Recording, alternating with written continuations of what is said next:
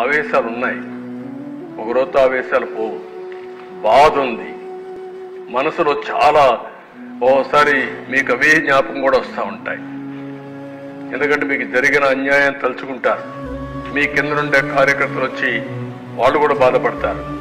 నాకు ప్రాణ సమానమైనటువంటి కార్యకర్తలు పోగొట్టుకున్నాను నేను. అందుకనే మీరు చూసి చంద్రయ్య కేసులో నేనే పాడి మోసాను. నేను మర్చిపోగలుగుతాను ఆ సంఘటన, నా జీవితంలో మర్చిపోలేను.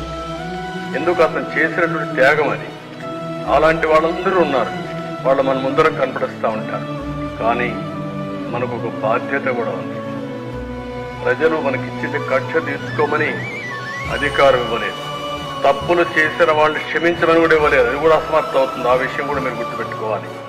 తప్పు చేసిన వాళ్ళని శిక్షించాలి, అదే సమయంలో కక్ష తీర్చుకోవాలి, పొలిటికల్ విక్టిమైజ్ చేయాలి అనేది పెట్టుకుంటే మాత్రం దాన్ని ఏమాత్రం కూడా కరెక్ట్ కాదు.